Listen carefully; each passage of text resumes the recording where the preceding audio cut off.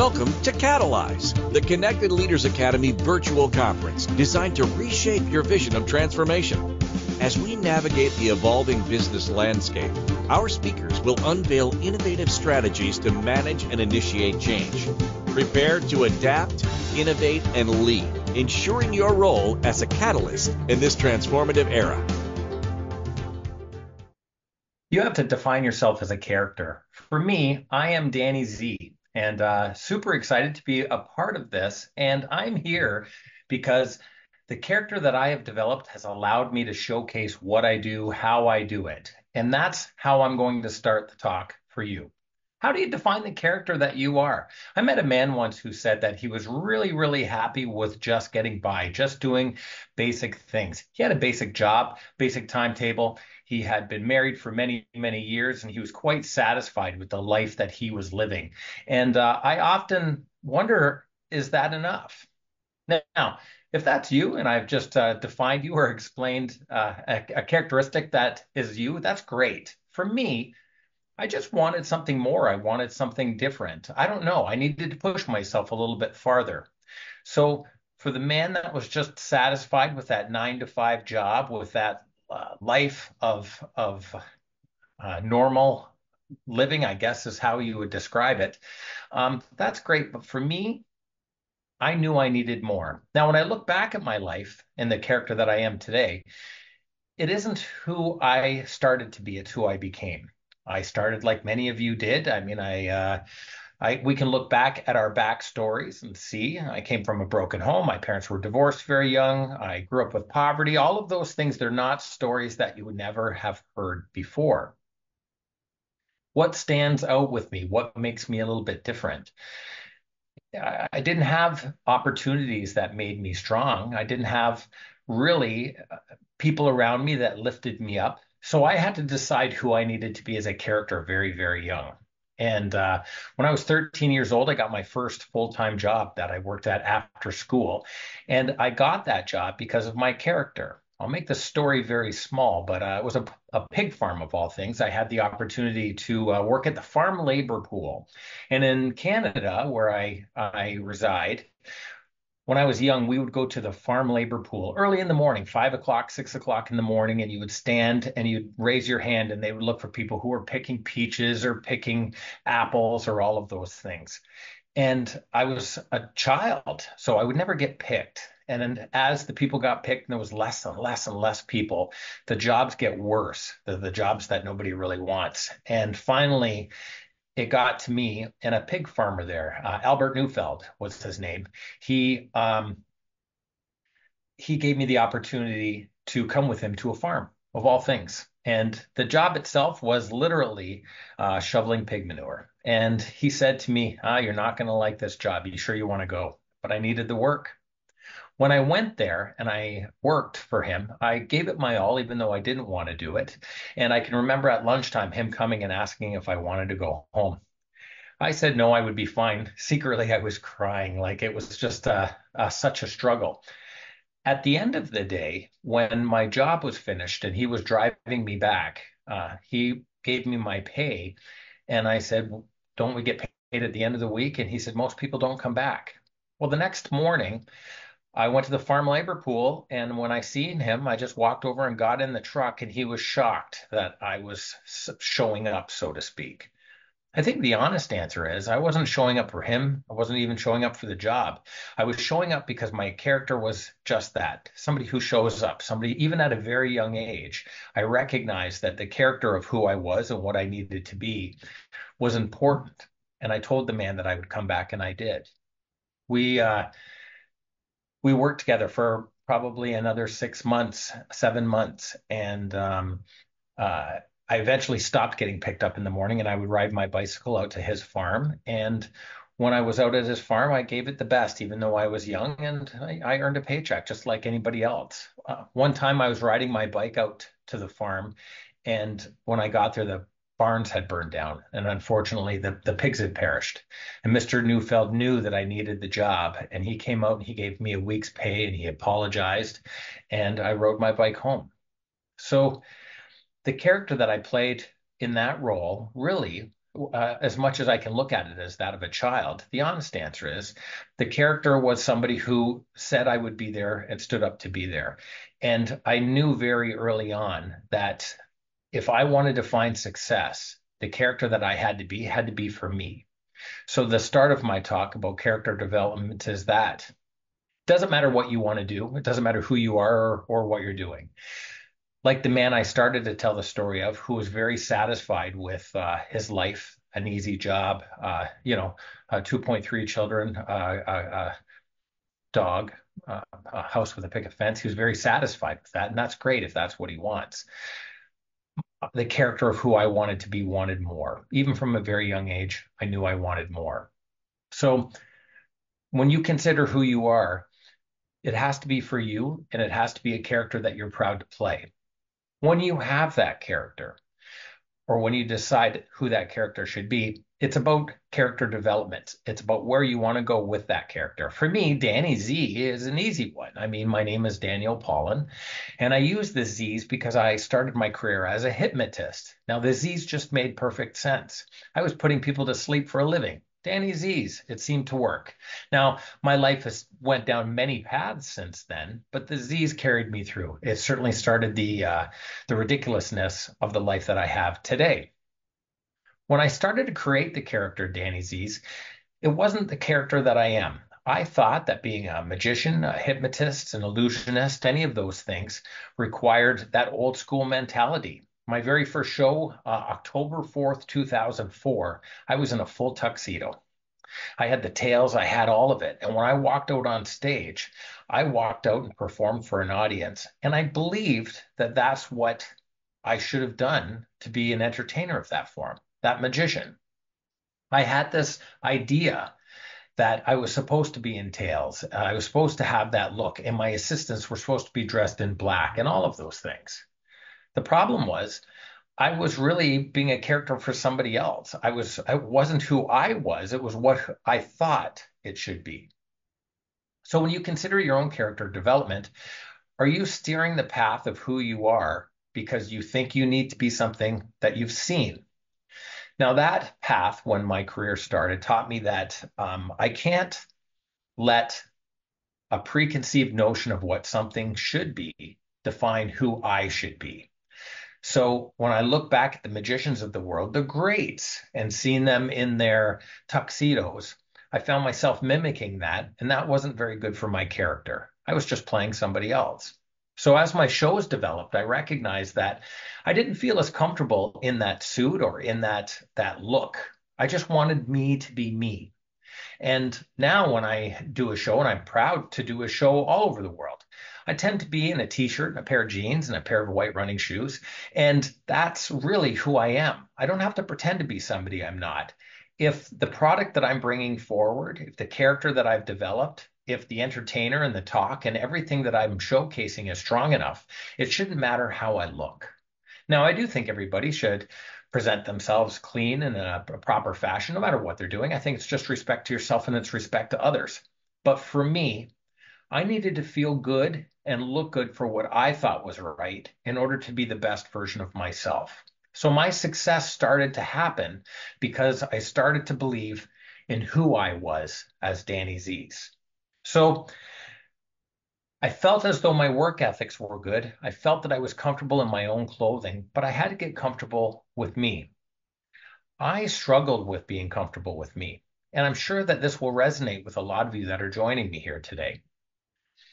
When I look back at my failures and my shortcomings, when I consider where I was and where I'm going, I can look back at a ton of failures.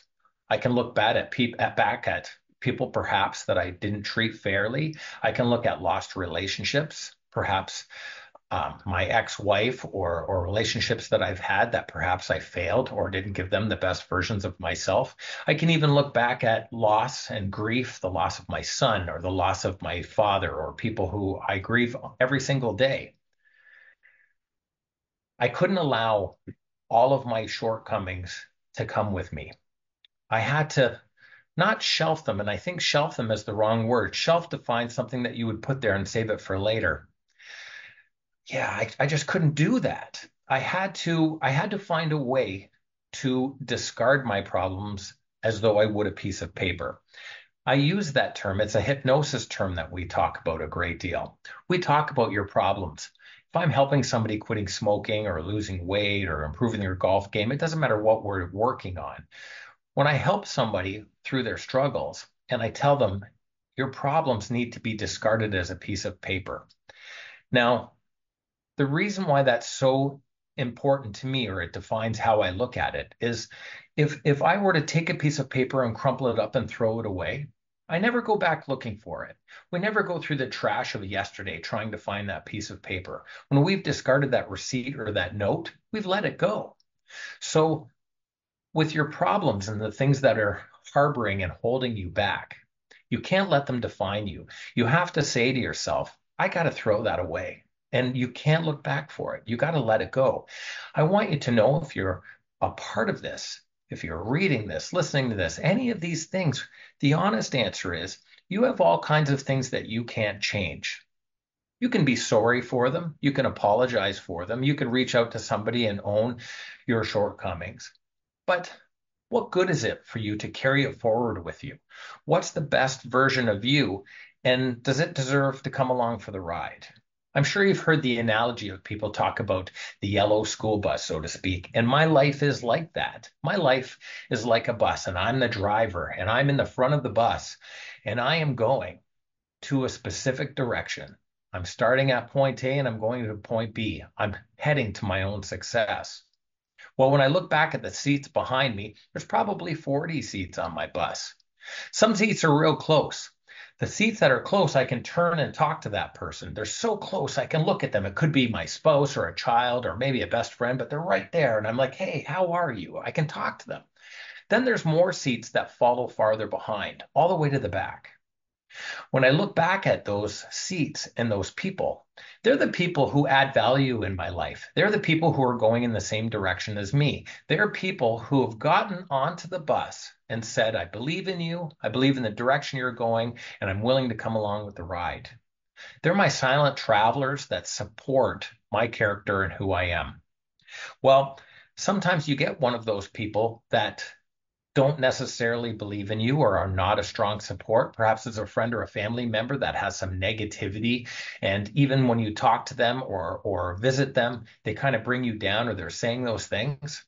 Well, I'm the guy that ding, ding, I pull that bus and scoot them off the bus. I only have so many seats. There's only so many people that I can be on the bus with me. And I can say to you that if that person is not going in the same direction as me or not sharing that positive change or that influence, I got to let them go. And it's hard to let somebody go, especially if it's somebody that you care about deeply. Your best friend, you might have known them for 50 years. If they're not going in the same direction as you, they're not helping you with your character development, and they're not helping you overcome the things that have held you back in the past, you got to let them off the bus. And it's okay, because on the next bus stop, there is going to be somebody that deserves to be on the bus. There's somebody who's been fighting to get on your bus and sit close to you. And you just haven't stopped because it's already full of people. Some of those people, it's okay to let them go. And you can feel good about it because it's really about you. It takes it back to the character development. It's not about dressing in a suit for me. It's not about how I need to look for you. It's about how I need to look for me. So my bus can't be filled with people that aren't going in a positive direction. So because of that, I have to let them go. And that's how we deal with grief, or that's how we deal with the problems that we have in our life. Is in order to overcome them, we have to accept them, we have to see them, and we have to discard them as though we would a piece of paper. Now, when I got to that point where I felt strong inside, strong enough to overcome the difficulties and to accept my shortcomings and to forgive myself, which is equally important. You have to let things go and forgive yourself. And when you can get to that point and you know that you're going in a specific direction, you have to decide where you want to go and what you want to do. Now, as an escape artist, I can already tell you, hanging from a box or your feet from a helicopter in a straitjacket, don't do that. You don't need to do that. That's stupid. That's my journey and it doesn't need to be yours. But it doesn't matter what your goal is. You need to see it. You need to see what you want to be. Do you want to be an author, a speaker? Do you want to be the best version of a mother or the hardest worker at your job? Do you want to be a good spouse? It doesn't matter what your journey is. What really do you want to be? So when you decide that character, you've developed that character, you've overcome the things that are preventing you from moving forward as that person, who is it that you are going to be moving forward? Me, Danny Z, the escape artist. That's my next journey. The escape artist, the speaker, the author. That's where I'm going. That's the direction my bus is going. We tend to find ourselves full of, I can't do that. And there's tons of reasons. I can name a few. I can't afford it. That's a big one. I think that we live in a world where we can't afford it. There's so many economical issues that are holding us back. Man, that time of COVID, as we call it, has slowed the train down for so many people. So you can't afford it. Yeah, you probably can't, but can you afford not to? The investment into your future is a good one.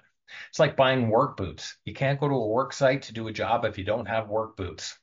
Sometimes you have to invest in yourself. So can't afford it is certainly an issue, but it's a journey that you can do. It's something that you can progress towards. If you have to save for those work boots, save for that journey, it doesn't matter what it is. You just put it in your goal, in your mindset that you need to achieve that investment in your future. And when you take those steps in that journey and you work towards it, you'll achieve it and you'll be closer to who you want to become. So you got to get past, I can't afford it.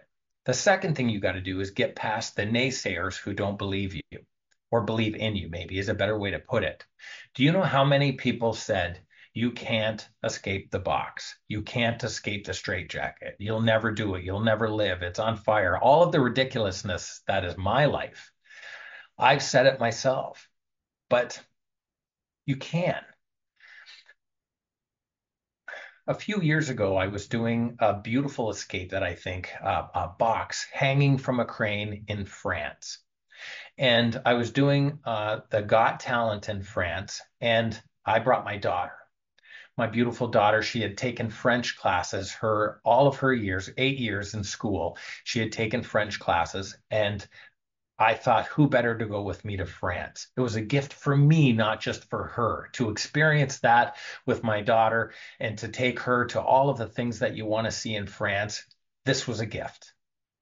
And we get there and we're getting all ready for the show. And she puts her hand on me and she says, Daddy, are you worried about escaping the box? And I looked down at her and said, no, honey, I'm not worried about escaping the box. I'm worried about getting into it.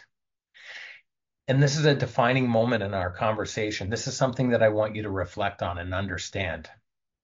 If you've ever seen any of my escapes, if you've ever seen anything that I do when I'm not behind the camera or the microphone or doing a talk in some fashion, I am an escape artist. And getting in the box is the hard thing. Once I'm in the box, I know I have to pick the locks and escape the shackles and clip on the safety line. But having the ability to step in means I'm putting my health and safety at risk. No one can help me at that point. I'm stepping forward at that point, and the risk is mine to take. And I remember afterwards even reflecting on it and thinking about that as I'm sharing it with you now. Stepping into the box is the hardest thing. I wouldn't be talking, I wouldn't be where I am if I didn't take that first step. And it's the scariest one because you don't know what's going to happen next. You don't know what's going to go on the other side. Look around you. You're in a box right now. You're in a house that you'd like a bigger one. Don't you need to escape that? You're at a job that you wished you didn't have and you're hoping to have a better one. That's just another box that you have to escape. Perhaps you're in a relationship or you have a friendship or something that confines you as though they're chains. It's just not where you want to be. You got to pick those locks. You got to rid those chains. You got to escape that box and you got to go to that next level. The worst part about it is taking that first step, knowing that you're in the box. Everything else will happen. You got to set that ball in motion. You got to prove to yourself, the character who you've become and who you need to be, that you're strong enough to escape. That's really what it is. Look at absolutely everything in your life and define it as a box. Your time, you're boxed into 1 hour. Your minute is 1 minute. Your job, your home, your relationships, your children, your car is a box. Everything that we do is really confining us in some fashion. So it's okay if that's where you want to be, but if you don't, what are you doing to escape it? What are the steps that you're setting up in order to go beyond the impossible can't that you're dealing with right now? And for me, that's what life is. It's about going beyond that. It's beyond impossible. So every day I look at my life, I've come to terms with my shortcomings. I've created my character. And now, as I escape can't, I look beyond impossible to the things that I want to achieve in the next few years for the rest of my life. One of the things, having lost my father, my son, and a number of people around me, is I recognize that the days are so short. Tomorrow could be my day. I hope not, but it could be. Might be yours. I can say to you that at nighttime, when I put my head down on the pillow, when I decide it's time for me to go to sleep, it doesn't matter about my children or my wife or my friends. I'm alone with myself. And when I'm laying there, I have to totally be happy with what I got out of the day. I have less of them moving forward. So how do I feel about who I am, what I've done at the end of the day when I close my eyes? So I've really made it a mission for myself to make sure at the end of every day, I've achieved some level of a success, even the smallest level. When I look at the accolades of what I've done, 5,000 shows worldwide, 15 Got Talents, a couple of world records, it's not because I'm great at what I do, or I'm good looking, or I have super talents. It's because I set a goal and I work towards it no matter what I need to do to achieve that level. It doesn't matter what. So if I want a world record or I want to do a show, it's not easy, but I'll take a step towards it. I'll send an email, I'll make a call, I'll create a video, I'll do something, and then I'll do something else tomorrow and something else tomorrow. And eventually I'll be close enough to that goal that I can reach it and pulling forward, and I'll do that. So today, as we all talk about all of the things that are going to make us escape the reality of where we are and go beyond our natural means and become somebody fantastic, today, when you put your head down and you look at this, have you taken the steps to get the best version of yourself today? Have you done everything that you needed today? Are you satisfied that you took a step to escape what confines you? If at the end of the day, you can say that, it's a good day. It's a very good day. When I look back at my entire life, I lost so many days, so many times, so many opportunities I missed. I can't afford to miss them moving forward. So as you listen to this and share and be a part of all of this, really take a look back at your yesterdays and make sure they don't define your tomorrows. Make sure that from this very moment, you have good character development, you have overcome and forgiven yourself of the things that have held you back. You've escaped all of the reasons why you can't do something, and you've moved beyond impossible to where you're going to be tomorrow. And if you do that, we'll all be on the same bus. And I can't wait to see where you're going. And I hope that you let me come along for the ride. So I am Danny Z. I am so proud to be here, and I appreciate each and every one of you. Thank you for participating in today's enlightening session of Catalyze. As we transition to our next expert, remember that each strategy and insight is a step toward becoming a transformative leader in your field. Visit connectedleadersacademy.com to stay engaged and informed. The journey of change is ongoing. Let's move forward together.